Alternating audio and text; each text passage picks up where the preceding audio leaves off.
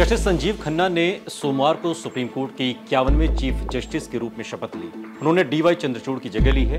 चंद्रचूड़ का 2 साल का कार्यकाल रविवार को खत्म हो गया और वो 65 साल की उम्र में रिटायर हो गए। उन्होंने 8 नवंबर 2022 को सीजेआई के रूप में कार्यभार संभाला था। जस्टिस संजीव खन्ना का कार्यकाल 6 महीने यानी कि 13 मई 2025 तक रहेगा। नई सीजेआई की बेंच के पास कई बड़े मामले पेंडिंग हैं। इनमें बिहार में जाति जनगणना की वैधता, पीएम मोदी से जुड़ी बीबीसी की डॉक्यूमेंट्री जैसे बड़े केस शामिल हैं। सीजेआई के सामने इन केसों के निस्तारण की चुनौती भी रहेगी। जस्टिस संजीव खन्ना को स्पष्ट फैसले लिखने के लिए जाना जाता है और उन्होंने अपने कार्यकाल में कई बड़े और चर्चित मामलों में ऐतिहासिक फैसले सुनाए हैं। जस्टिस खन्ना अब तक RTI, judicial transparency, VVPAT, electoral bond और अनुच्छेद 370 समेत कई बड़े मामलों के फैसले से जुड़े रहे हैं। जस्टिस खन्ना के नाम की सिफारिश निवर्तमान सीजेआई चंद्रचूड़ ने की थी। जस्टिस खन्ना को जनवरी 2019 में सुप्रीम कोर्ट में नियुक्त किया गया था।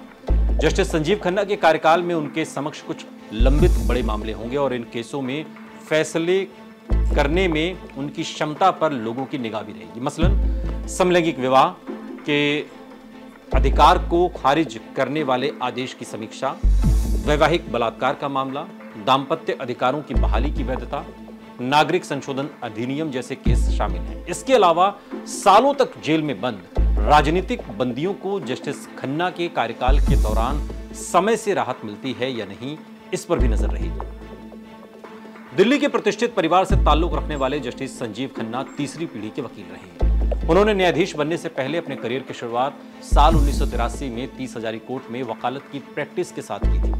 उन्होंने दिल्ली हाई कोर्ट में भी वकालत की और अब अगले 6 महीने तक देश के मुख्य न्यायाधीश की कुर्सी संभालेंगे। जस्टिस खन्ना का जन्म 14 मई साल 1960 को दिल्ली में हुआ था और लॉ की पढ़ाई उन्होंने डीयू के कैंपस लॉ सेंटर से की थी। उन्हें 2004 में दिल्ली के स्थायी वकील सिविल के रूप में नियुक्ति मिली और 2005 में दिल्ली हाई कोर्ट में एडहॉक जज बने और बाद में उन्हें स्थायी जज नियुक्त किया गया। उन्होंने दिल्ली हाई कोर्ट में अतिरिक्त लोक अभियोजक और न्यायमित्र के तौर पर कई आपराधिक मामलों में बहस की थी। आयकर विभाग के वरिष्ठ स्थायी वकील के तौर पर भी उनका कार्यकाल लंबा रहा। चुनाव आयुक्तों की नियुक्ति अधिनियम 2023 को सुप्रीम कोर्ट में चुनौती दी गई और यह केस जस्टिस खन्ना की बेंच के पास है। सुप्रीम कोर्ट में चुनाव आयुक्तों की नियुक्ति की प्रक्रिया के खिलाफ याचिकाएं दाखिल की गई हैं। इसमें सीजेआई को चुनाव आयुक्तों के चयन पैनल से हटाने को चुनौती दी गई है।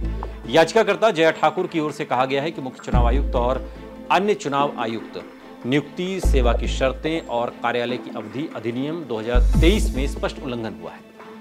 अब सुप्रीम कोर्ट तय करेगा कि मुख्य चुनाव आयुक्त और अन्य चुनाव आयुक्त अधिनियम 2023 अनूप बरनवाल 2023 में संविधान पीठ के फैसले के विपरीत है या फिर नहीं।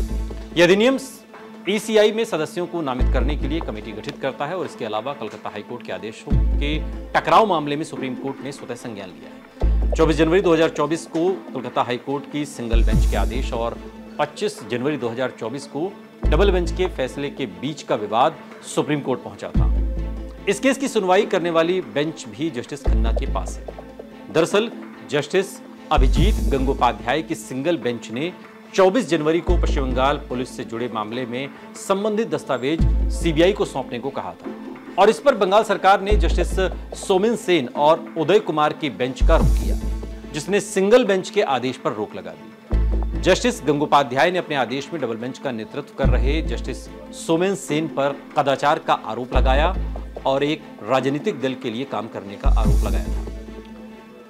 नबम रेबिया मामले में सुप्रीम कोर्ट पुनर्विचार से जुड़ी याचिका पर सुनवाई कर रहा है। इसमें नबम रेबिया बनाम डिप्टी स्पीकर मामले में 5 जजों की पीठ ने फैसला दिया था। अब सुप्रीम कोर्ट पुनर्विचार कर रहा है ताकि यह स्पष्ट किया जा सके कि क्या स्पीकर विधायकों के खिलाफ अयोग्यता कार्यवाही की निगरानी कर सकते हैं जब सदन में उनके स्वयं के निष्कासन का प्रस्ताव लंबित हो। 2016 में अरुणाचल प्रदेश के नबम रेबिया मामले में 5 सदस्यीय संविधान पीठ ने फैसला सुनाते हुए कहा था कि विधानसभा स्पीकर सदन में अपने विरुद्ध रिमूवल का पूर्व नोटिस लंबित रहते हुए विधायकों की अयोग्यता याचिका पर फैसला नहीं कर सकता। नबम रेबिया फैसला एकनाथ शिंदे यानी कि महाराष्ट्र के जो वर्तमान मुख्यमंत्री हैं के नेतृत्व में शिवसेना के विद्रोही विधायकों के लिए रक्षा कवच साबित हुआ था।